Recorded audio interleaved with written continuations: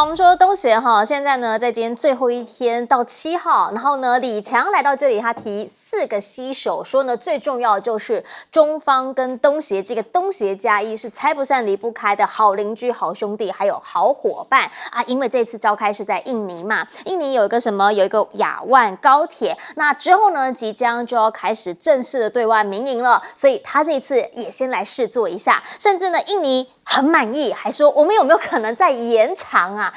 因为这个是东南亚第1条的高速铁路，而且呢是他们“一带一路”的一个旗舰项目，所以呢就是很多人很在意，看看这个做得好不好，示范作用啦，你可以这样子来理解。好，当然啦，这一次除了有在地的这一些话题之外，另一个话题就是日本了，因为呢日本岸田跟李强确实在这一次东协上见到面了，可是呢那个叫做短暂的会面。好，短暂的会面呢，日本媒体的报道是说，岸田文雄有就核污水问题向中方表明立场，寻求理解啊。可是呢，也有人是这样写的，说2个人是什么叫做当面互斥啦，就是有点你说你的，我说我的这样的感觉，因为很明白嘛，李强就是很直接告诉他说，日本你应该负责任的跟邻国充分协商，你应该要充分的来处理这件事情，也直接的说，这个就叫做核污水。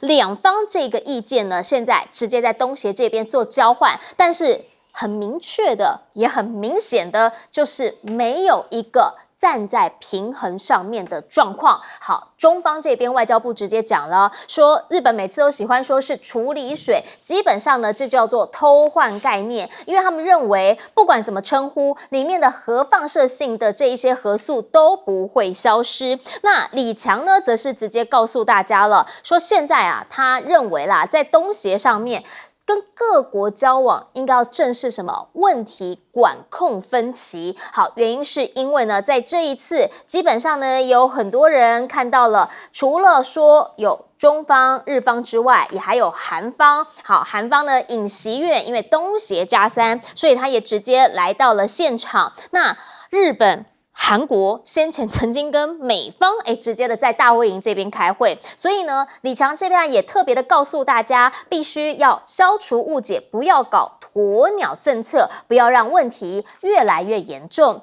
中日韩3方还有没有可能坐下来谈？在这一次轮值国是韩国，所以你会一直看到尹锡悦在讲说，哎呀，没事啦，大家大事化小，小事化无，我们一起来办一个中日韩的首脑会谈好吗？还说要激活3边一起合作，因为呢，从疫情之前2019年进行了最后一次的首脑峰会之后，就停办至今，所以这一次在东协，他也说希望能够搭起这座友谊的桥梁。可是尹锡悦啊，其实国内问题更多，但你来看到的是呢，现在他带着他的这个太太出国啦，哈，其实就是参加东协峰会嘛，最主要是因为东协峰会要所有的第1夫人也会站在一起来开会，但是为什么大家对于尹锡悦跟他的太太2个人会有这么多可能比较不是这么正面的观感啊？就因为他们现在有一个案子还在办，包括什么？包括他们的夫妇先前呢说是因公看电影，还有因公去吃饭啊，这些通通都有报账。但问题是，到底为什么因公啊？是因哪一个公？现在呢，大家就在说，你必须要把问题说清楚，甚至呢，检方法院这边都已经裁决了，说你必须要把相关费用会不会影响到国安全保障，会不会影响到外国关系，或者是损害国家利益？那个因公在哪里？讲出来啊，不然的话，为什么可以报账呢？这是一个他们自己内部私德的问题。另一个呢，则是其实日本的这个，你可以说是核废水、核污水、核处理水，在韩国内部持续的在野党抗议之外，民间团体一而再、再而三的走上街，甚至前几天他们的老师也走上街了。最主要原因就是因为呢，现在韩国老师说面临史无前例的压力。好，画面上所看到就是韩国老师第1次的走上街。他们说现在呢，在学校里头，在上课的时候会面临到很多家长无谓的一些要求，造成他们的压力，甚至呢还有老师因此而轻生，让很多教师觉得说他们的工作权受到了影响，希望政府来帮他们解决这一些事情。看得出来吧，韩国内部太多事情要解决了。好，但是尹锡悦这一回真的有办法来处理吗？但看起来他好像比较在意的还是所谓的外国关系。不过回过头请教接大使，怎么样来看这次东协峰会即将要闭幕？那李强来到这边也试乘了亚万高铁。对，东协峰会因为它是例行的啦，那中国大陆过去的惯例一样都是总理去，就是所以李强他是一贯东协的峰会都是李强，以前都是李克强，对，所以他是循惯例啊。那倒是美国总统本来都会去的，倒是这次拜登没有去。那其实这次的会议本来就是因为都在11月，那是因为配合这个所谓的 G20 峰会在印度举行，是9月10号到12号，所以他就把这个时间定在这里。所以那个佐科原来是很希望说拜登应该会来吧，那结果到了最后拜登又不去。那拜登他是先到这个去这个就直接到新德里，他跳过东协，然后回来的时候在这个越南待1天，就是把东协等于视作不存在了。那我想这一次就变成东协很多国家事实上是有怨言的，那所以就变成就是说这次东协从这个主办国印尼到很多国家，他们都说他们绝对不会再大国之间选边站，大国的竞争选边站。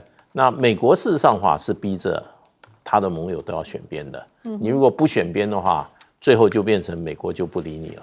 所以东协现在可能有选边的，东协只有2个国家，东协一共10个会员国嘛，那2个里面菲律宾跟越南，所以美国现在只对东协的菲律宾跟越南来这个进行接触啦。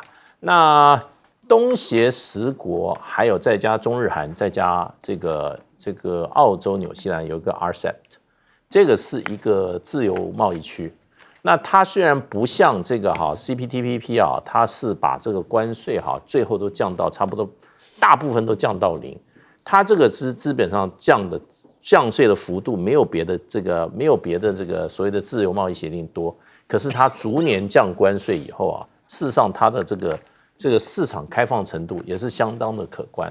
那当然啦，东协、中日韩日韩。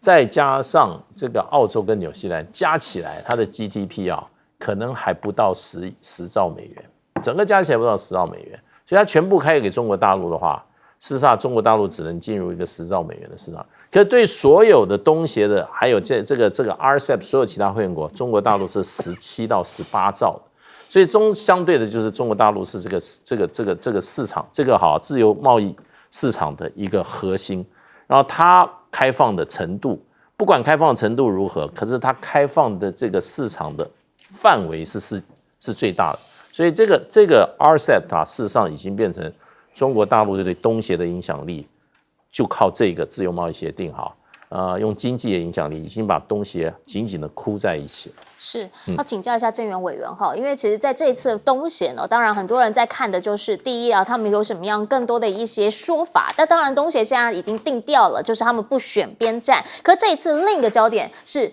中日双方。好，岸田文雄去之前就有说他希望能够当面跟李强好好的谈这一次短暂会面，但有人说根本就是当面互斥，你怎么看？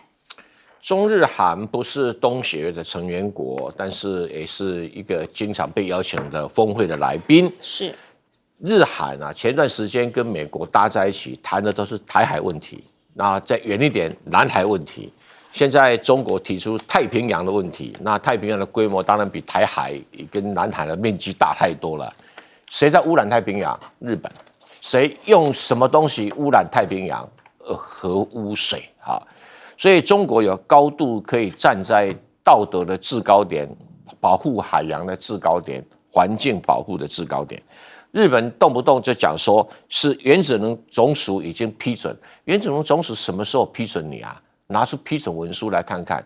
再来，原子能总署有权利批准倒入海洋的东西吗？他也没有这个权利倒入海洋的东西，因为你那个不是正常的核废水，不归原子能总署管。原子能总署只在评估里面说了一句话，说你日本东电公司有把你们排出来的这个核污水拿给我们检查，那我们发现氚没有过量，是你拿来给我检查的，可是我并不担保你的排放核污水的状况。他的报告写得这么清楚，岸田文雄堂堂作为一个首相，还跑到东盟去说谎，有需要做到这种地步吗？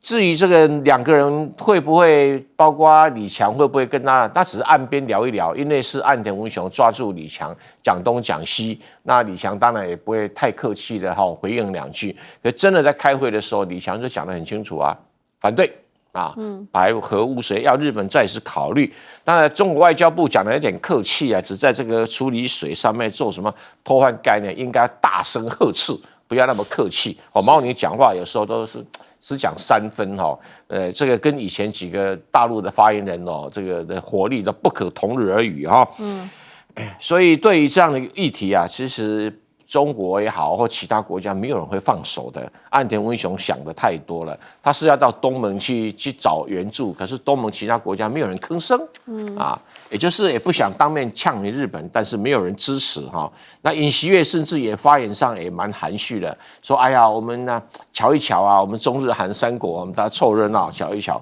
这没什么太大意义啦。”那至于这个尹锡悦这个民调下跌，那他跟他太太的生活方式，当然韩国很有意见。不过他带着他太太到处走，对推广韩国的整容行业是很有帮助的。这句话有点酸了来请教一下副司令怎么看？说的是事实啊。这个东协峰会啊，因为这个东协10+3，原则上美国是希望啊这些东协这个10个国家能够站队美国，尤其在国防、在军事、在区域安全上面是这个样子。美国想，但是这东协这10个国家，因为这次是东协10+3。就是东协10个国家让中日韩，那这样子的话，这一次这些东协10个国家，我们知道这最近呢，美国跟他们之间的军事上的互动蛮多的，尤其跟菲律宾有美日菲的美国跟菲律宾的肩并肩的演习，还有美国、澳大利亚、日本跟菲律宾的联合军演。那现在的话，美国跟菲律宾2个国家在南海，就是这个巴拉望岛的西方，就是靠南海。菲律宾叫做西菲律宾海在那边做联合巡航，就是为了我们知道，为了仁爱礁还有菲律宾跟中国大陆之间上有一些岛屿上的纠纷，或者这样做。但是美国希望菲律宾压到那边了，但是菲律宾知道，这东协12个国家我们可以看出来有经济上的考量。那这次在印尼召开，雅加达召开，这次亚万高铁这是搭乘。对，我们知道印尼跟美国也有军演，在前一阵子就是7国在这个东爪哇，你看他为什么要到东爪哇？他不希望到南海去军演，他叫东爪哇，东爪哇就离开南海了，是这个样。原则上希望不要太明显、太张扬，所以把挑到东爪哇的地方做军演。那印尼也是这个态度很清楚，你演习军演为什么不放在南海？他这个印尼跟中国大陆在南海上也有这个经济海域的纠纷，也有，为什么不在那边军演？没有，印尼反而非常低调。印尼这个国家是很奇怪，因为它国家有17000个岛屿。是世界上最大的岛屿国家，人口2亿7千万。他现在这么，东协10国都是为了经济上的考量，因为他们第一大贸易的对象就是中国大陆。他们现在东协10个国家的平均的 GDP 5400块美元，都要经济要起飞，经济要起飞靠市场，市场在哪里？在中国大陆。所以中国大陆他们需要中国大陆市场，那他们的选边就不要了，不要因为选边而影响到他们经济的发展。第二个，地缘。因为这些国家跟不管越南辽国、老挝、泰国、马来西亚、缅甸等等，跟中国大陆是邻界的。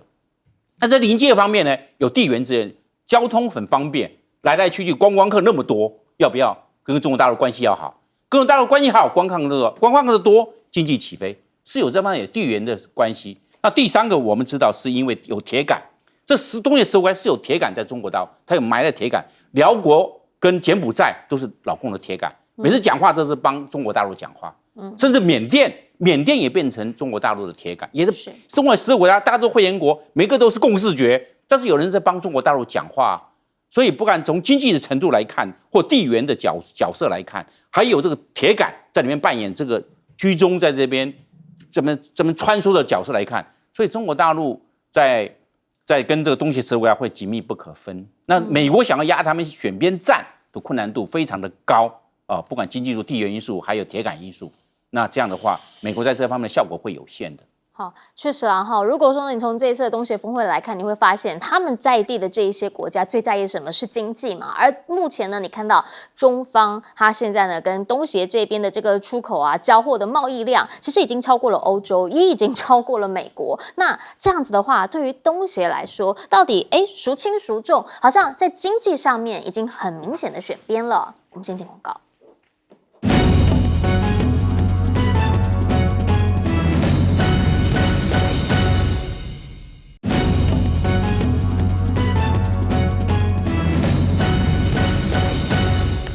好，刚刚我们就在讲了哈，在东协这边，大家说拜托我们不选边站，两边是哪两边？美国跟中国。现在看起来呢，这个小院高墙会继续盖起来，主要的原因还是因为扣到了华为，现在好厉害呢。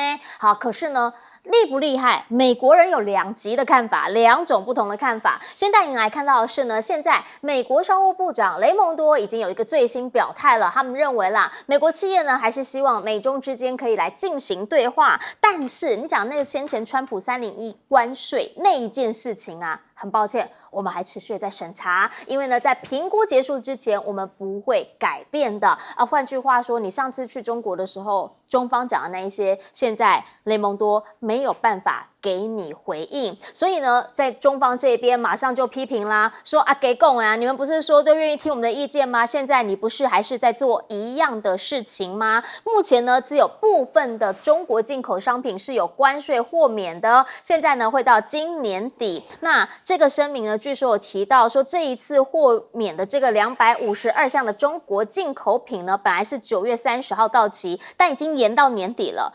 年底之后呢，有可能会再延，但是会或不会，其实因为他们也要选举，你知道吗？明年也是他们的选举年，所以这有可能也会左右到彼此之间的一些情势，当然影响他们的可能还有他们内部经济、通膨等等问题，都是一个指标。另外则是什么？则是美中之间下的一个较量的态势啊，因为你必须要知道，是华为现在突围已经被证实，这 Bloomberg 他们请专家来拆解的，所以呢，大家就会认为这个内容应该是相对的可信，讲说他们真的就是用了7奈米的晶片。好，那目前的这个7奈米的晶片到底是他们自己做的，还是以前的库存，还是哪里来的？大陆有个自媒体他们解析了，说他们所采用的这个麒麟9000X 呢，应该采行的是4颗小核心、3颗大核心，还有1颗超大核心，是为了华为重新设计的。那目前整只手机呢，有90%都是 Made in China， 所以呢，路透的讲法就是。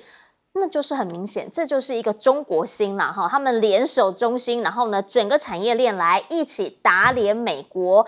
同时，华为呢现在有一个这个连接大会哈，9月20即将要举行，孟晚舟会来做一个主题演讲。这一次的这个 Mate 60 Pro 确实让大家有一些经验。那这个部分呢，希望他在演讲里面，因为他们这次没有发布会嘛，是不是会有更多告诉我们一些内部的细节，还有到底他们的出货量能不能跟上等等问题。好，另一个部分呢，则是美国人了。我们刚讲说，对于这件事情，美国人2派意见。好，一派意见觉得说，确实有突破哦，我们要观察哦，他们到底多快的时间可以跟上。另一派意见说，怎么可以让他们突破？因为呢，美国众院的中国委员会主席就直接讲了，先前我们还是给他有点放水了哈，还是有一些技术让他用，现在全部断掉，你管它是新的是旧的，是好的是弱的，是落后的还是怎么样的，反正全面都应该要所有的出口技术通通要停止，没有这一些他们就没有办法做下去了嘛，就是因为我们给他方便嘛。苏立文方面呢，也有人问到他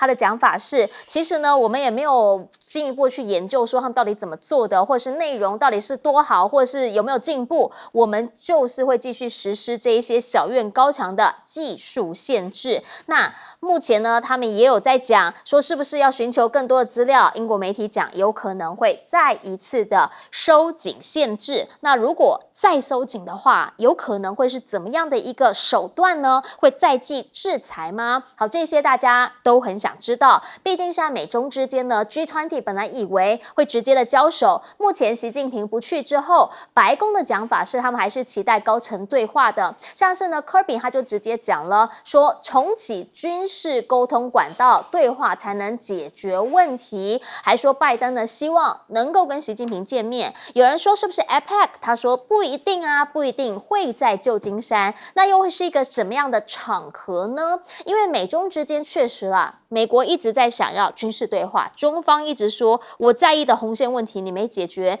没什么好谈，善意很重要。但对于旁边的这些小兄弟来说，确实是希望两边不要有太多有误解的可能。像是李显龙呢，又再一次的讲了，说是不是继续来建立战略互信，然后解决全球的课题。美国前官员也说了，基本上互信这件事情可能是现在需要先解决的，因为呢，在中美关系当中，现在的信任度是历史最低水平，必须要了解中国，跟知道中国的需求。中方已经提出了善意等等的问题，要有所回应。美国国防部呢，现在10月中即将要发布中国的军力报告，会是怎么样的一个说法？当然，这里面大家也很在意。另一件事情则是，他们又再次的讲了，看到了中国军事一直在建新的，一直有新的系统出来，一直在造新船，他们也要跟上。所以现在呢，未来2年之内，他们去建一个自主系统，要强化对中的嚇阻力。好，这里头会怎么样的做？甚至现在还说 AI 系统也要跟上，要怎么样做才能够真正的建立到嚇阻作用？这大家也很想知道。回过头来要请教介大使怎么样来看？因为现在雷蒙多一个最新表态就说了，基本上呢，他们还是希望有更多的对话。对，其实现在关键就是说，美国对中国大陆这个进口产品施加的这个所谓的惩罚性关税哈，这个到底是要维持还是把它废除？其实雷蒙多他过去他是主张废除的，那可是当他上任以后，他就应该是政治的原因，他就没有办法废除。那如果纯就经济角度来看的话，美国对中国大陆课加关税对美国经济是不利的。为什么呢？因为我们国际贸易是这样讲的，我们报价常最流行叫 FOB， 就是离岸价格。那我今天这个东西我卖100块钱比如说我一共是100万美金，我离岸价格我货就给你，那到了对方的港口，对不对？那港口那个所有的关税以及报关的费用，基本上买方负责。所以基本上就是说，美国加的美国过去一共加了对3500亿的中国商品课征平均19.21%的关税，这是非常高的。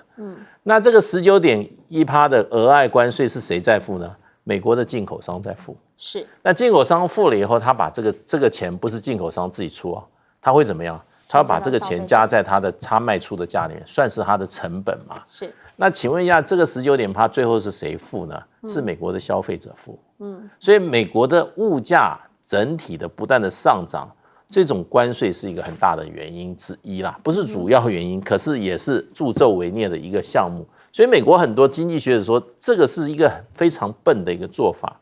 你没有惩罚到中国大陆，可能你可以打击中国大陆，可是更大的原因是你自己老百姓，你的政府无缘无故把老百姓的钱拿到口袋里面来。那川普这个人真的是精明，可是他收到那个税的时候，他说你高兴，我们赚了1000亿。结果美国很多贸易学者跟他讲，对不起，这不是美国赚的，是老百姓又多交了1000亿美金的税。那所以这个是一个很荒谬的，这是一个错误的经济决定。可是呢，在政治情况下，他没办法改。对。所以呢，他今天讲的是那个就是说352项豁免的这一些就是说我过去比如说进了你2000多项，我这352项我现不进，不加那个关税，这就叫豁免。这352项的原因是什么？就是说第一个，这个没有替代品，你不像中国买你就买不到别的。第二个就是说替代品的可能的性价比差太多，所以最后很多这些美国的这些相关的业者就在澄清，这个东西你不要给我加税，这伤害太重了。结果他就豁免了这352项。那这352项他现在就一直豁免下去，可见如果要照其他的货品要课那个19.1%的税的话，关税对美国是不利的。不过美国现在就是这样子，这个国家经济要为政治服务，经济一为政治服务就完蛋了。现在美国这个通货膨胀跟这也有关系，老百姓这个多多付钱付那个关税，都跟这有关系。明明经济上对美国不利的，可是因为政治原因，他就是不能解除自己对他的经济的伤害，所以是一个很怎讲呢？就是美国现在就是这个处境了。那回过头来，我们要请教郑源委员哈，原因是因为呢，其实就科技方面也一样，比如说任正非他现在就很直接的喊话啦，想说美国你还不卖我晶片吗？我自己是 OK 的哦，你要不要现在赶快卖？哎，之后可能我们就不买喽。到底这一次的华为，您怎么样来看？美国用举国之力在打压一家企业，这种张牙舞爪的样貌，在所有的古典经济学、现代经济学啊，从来没看过。对这种东西啊，它基本上就是在经济学来讲，就是个犯罪行为。你怎么可以用国家力量去打压一个企业，违反了自由贸易的原则？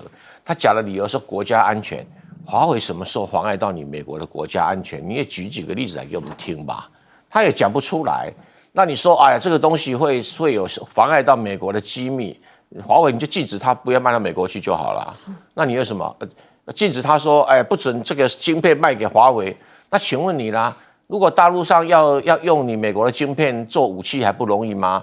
因为美国的苹果手机卖在中国大陆已经占苹果手机的1/5以上的这个营业额啦。苹果手机拆开来都是美国的晶片啦，那装了武器上去就可以啦。所以美国人讲话都没有逻辑，随便扣个大帽子就要欺负人，因为在眼红嘛。他发现华为进步神速啊，5G、6G 一直上来，搞不好哪一天他自己发射卫星，你不更惨哦？所以对于这样的一个打压，现在输了，发现说啊，你现在的麒麟9000S，然后包括你这个新的 GPU 啊，什么 Mate-ron 都出来了，那现在傻眼了。他说啊，那一定有用我们的技术。我不晓得这个众议院的中国委员会主席啊，这个盖拉格啊，到底有没有念书？我搞不太清楚哈。怎么说呢？有没有念书呢？哎，现在全世界可以做半导体的这个专利技术没有100万件，也有几十万件啊。你美国占的比例啊，根本就不到1/10啊。那什么叫美国的技术要用你的啊？你实在是所以搞不清楚状况了那苏立文还算比较客气啊，我们研究一下，我们哪个技术漏洞漏到中国大陆去做出来，90%以上的零组件都是中国自己制造的，你还有什么话说？再说你 iPhone 的手机真的是美国自己制造，根本不到10%你怎么不对照一下？你看啊，它的镜头大立光做的它的这个晶片啊，台积电做的都不是你美国做的，你在讲什么话所以我是这几个美国的政府高干真是马长不知脸长实在是。来请教一下司令。对，美国对中国大陆这个报复性的关税最重要的原因就是美国跟中国大陆对中国大陆，美国是贸易逆差太大了。美国的在去年的贸易逆差总共对中国大陆是3850亿美元，太大了。那今年降下来了。所以它这个脱钩断链呢，还有这个维持这个报复性的关税到年底有效果。它从今年1月到8月，中美之间的这个贸易额整个下降了14.5%，14.5%的话就1/7，这是相当明显的。如果2%、3%那就算了，那这14.5%的确产生的这两方都有影响。因为美国买的东西贵，因为现在美国的平均利率5.5%，算高了。你利率高，筹资就会缩手，因为银行的利息太高。另外，消费的行为会压低，因为你利率高，大家消费行为就比较保守，不管乱花钱，利率高了嘛。那换句话，对美国的整个经济上来看，也会有负面的影响，双方都有影响。中国大陆它的整个市场也有影响，因为美国对那个中国大陆对美国的这个对外销是最多的嘛，总共双方的贸易额是6900亿美元，相当的多那这样的话，经过锻炼脱钩，中国大陆也会受影响。所以一般来讲，不管是经济战或贸易战，或者是我们所讲的科技战，双方都会受影响，双方都会受伤害，只是看谁最能忍嘛，然后谁最能够找到出路活路，另外一条出来。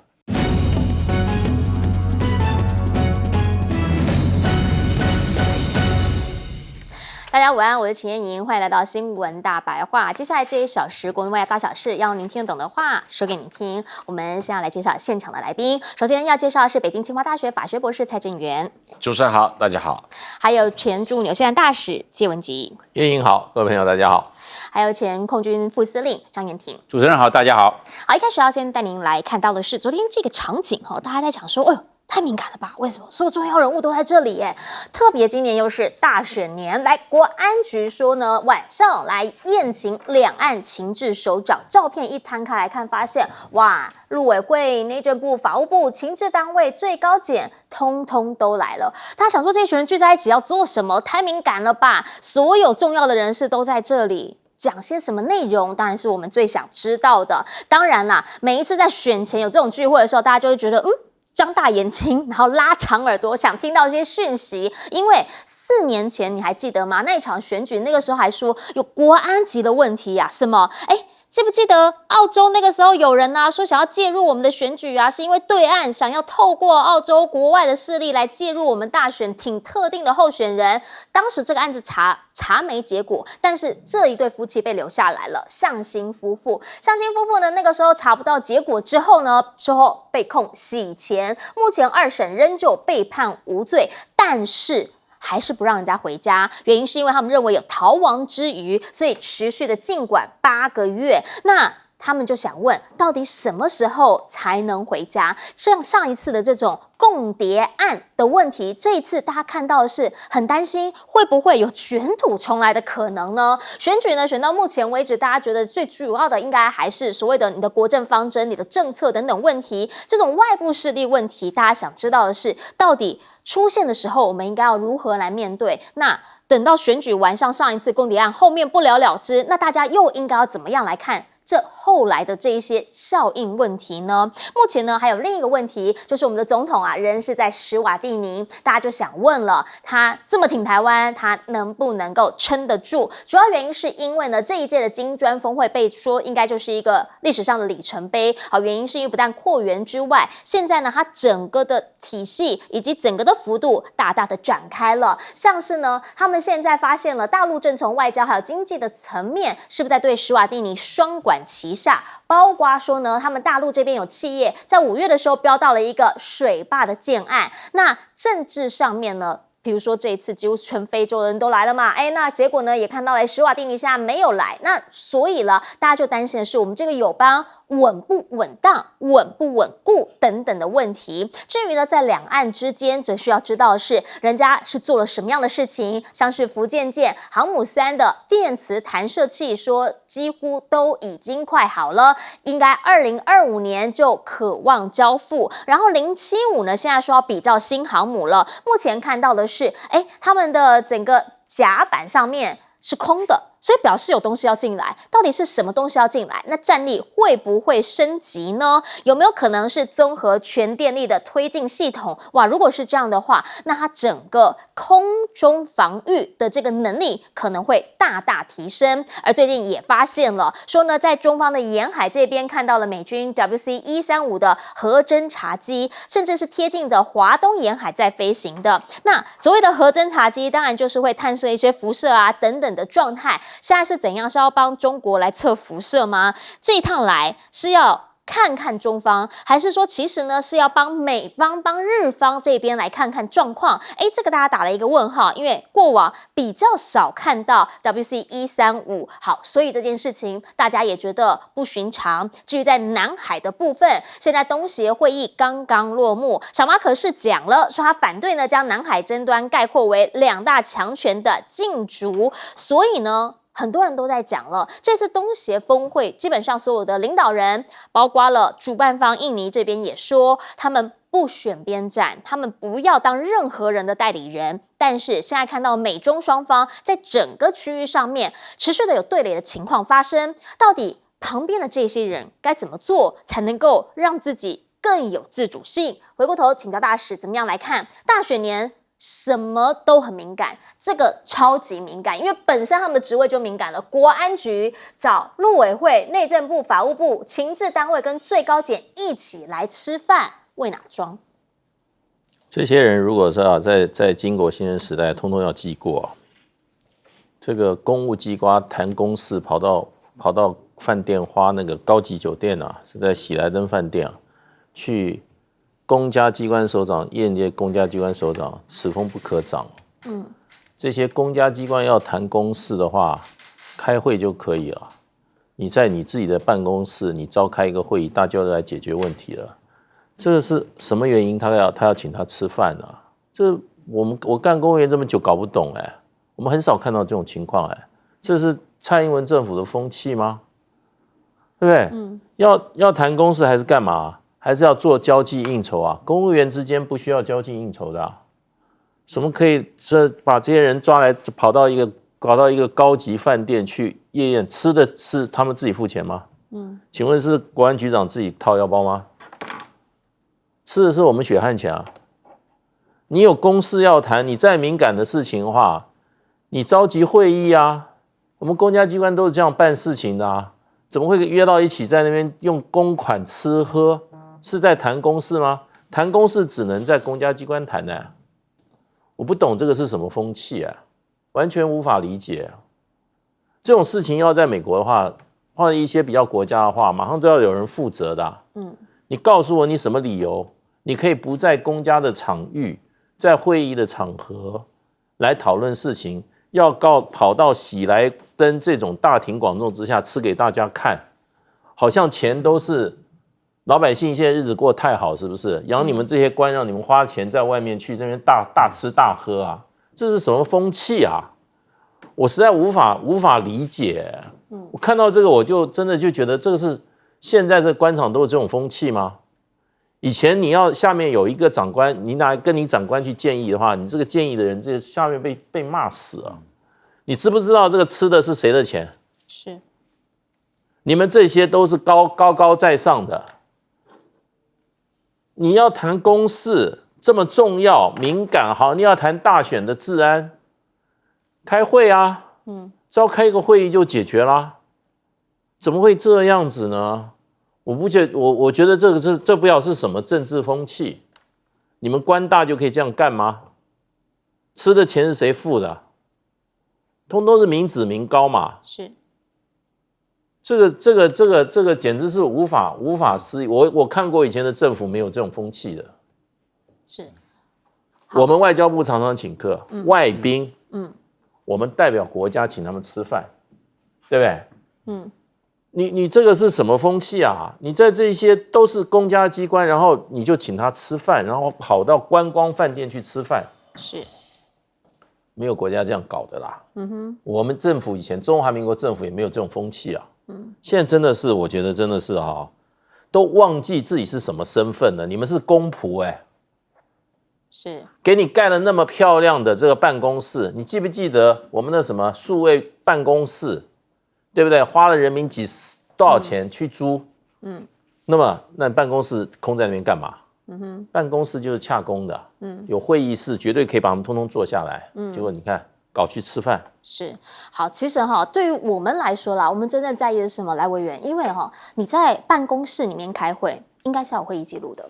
我们想知道的是你们到底在讨论些什么东西。好，特别是在选举年，那当然啦，因为你们的身份就是敏感嘛，所以当你们聚在一起的时候，选举年有各式各样的想象。先前顾立雄告诉大家，可能会有敌岸的势力，对吧？那先前呢，4年前曾经有什么？曾经有过王立强案嘛，尚新夫妇现在也还在台湾，还不能够离开。那所以大家就在问了，到底这整个过程，我们应该要怎么样来理解比较恰当？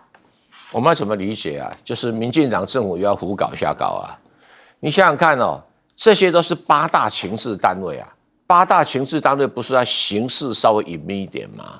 你们有重要事情要谈，怎么跑到公共场合去？你在向谁示威？你在向谁展示你的伟大的情治网情治网、安全网本来就是要秘密运作的大陆上叫隐蔽战线，你们现在把它拿成公开某某人这样凑在一起。还是你们现在趁机想中秋节要还是什么鬼月来的要办年是万圣节是吧？最好的方式你们就是在国安局那个餐厅里面吃一吃开会就可以了啦。为什么？国安局有很好的餐厅那个国安局餐厅的伙食也不差那国安局的会议室也蛮富丽堂皇的那为什么国安局邀集大家8大情治系统不能在国安局开会啊。那谈事情也不会泄密啊。你是故意要泄密啊，故意要秀给记者看，让全体老百姓都知道你的威力吗？还是要开始扮演东厂的角色，是不是？那如果演东厂的角色，门口就挂个东厂、西厂的旗子出来嘛，给大家看嘛，干嘛还要到这个什么5星级大饭店去？有点莫名其妙。向心案子是台湾严重侵害人权的案子，捏造间谍案，他们每一个人都知道，心知肚明，包括检察官、法官，包括所有人，但法官不敢做主啊。为什么会把人压在台湾不可啊？秀你的伟大啊！不要忘记哈，一报还一报啊！如果大陆跟香港这样子对待台湾的居民，你是什么感觉？你想想看，你是什么感觉？毫无证据，毫无罪状。这些人跟这间谍王一点没有关系，就凭到一个骗子王立强的话，那就什么？哇，就演起戏来，好像这个戏没有在蔡英文4年内演完了以后不能落幕的啊，还要在现在的这个高等法院啊。判无罪的，1审判无罪的，还继续限制出境；2审判无罪的，继续限制出境。理由说我要保障检察官上诉权，说不定到最高法院会发生新的罪证。你鬼扯啊！最高法院什么时候管事实认证啊？最高院只管说你引用的法条有没有问题而已啊，它不是事实审啊，它不是证据审啊，它是法律审啊。那这个还要什么？还要限制出境啊？莫名其妙，你今天是把一个香港人关在台湾呢，硬压着人家。再讲一个例子，以前有一个某知名影星的老公叫林健什么的啊，我就不要讲全名，在台湾被认为是炒作地皮，然后文件不实，羁押啦。那香港群情激愤，台湾怎么样？那时候李登辉啊，强啊，乖乖的把人放了，哪有什么东西？所以我是觉得这个游戏玩久了哪一天惹火上身你不要说哎呀哇香港欺负台湾人迟早这个账会算的。我跟你讲，这种莫名其妙破坏人权的事情。那至于其他的更好笑的了这个在史瓦蒂尼兴建战略储油槽，我也不晓得是从哪里来的。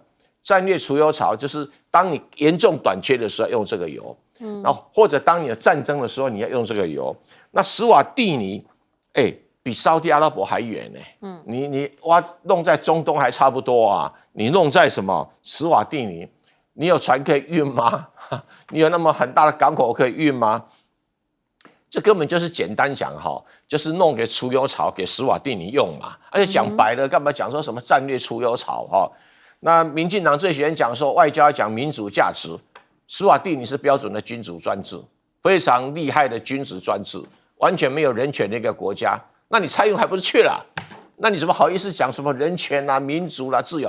史瓦蒂尼既没有人权，没有民主，没有自由，那你跟他相谈甚欢嘛？眼见的就是要维持一个皮，说哎呀，我一个外交邦交而已嘛那如果说只要有邦交就好，那以后就不要讲说我们台湾是什么民主自由什么立国啦、人权外交啦，那废话了。只要你跟史瓦蒂尼国王一合照，什么都没有了拜登现在还在搞什么不死凤凰？其实翻译不死凤凰，我有点的讶异，因为它英文名字叫做 Constant Phoenix 就常备凤凰。那为什么翻成不死凤凰？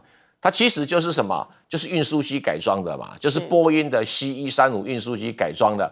那也没有什么特别就是里面装了很多可以收集大气早年是在测试说哪个国家偷做核子试爆用的啦。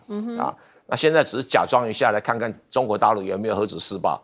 所以这个没有什么太大意义导致比较注意的就是说075舰可能改成076的时候，就可以供大型无人机有电磁弹射起降，那对台湾的攻击力会更强。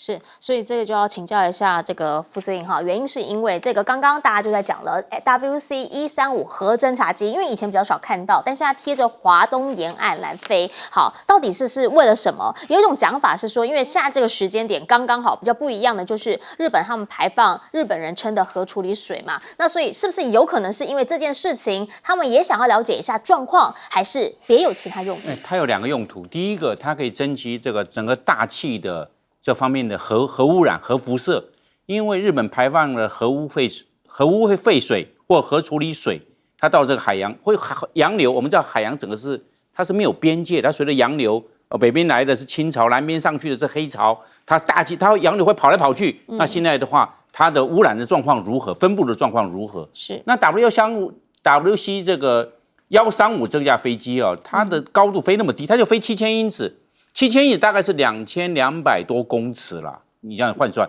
一般来讲它飞得蛮高的，因为它这样的话可以广域的侦察。那现在飞低的话，可能就对海洋。那对海洋里面这个氚是氢的同位素，然后氚的含量有多少？那就表示说它的背景辐射会产生什么样的变化，是跟平常的一般的状态有什么不一样？那另外一个，这 WC135哦，它也是个侦察机，上面的一些电子的征收的装备，还有电子光学的这方面的装备，它都有哎。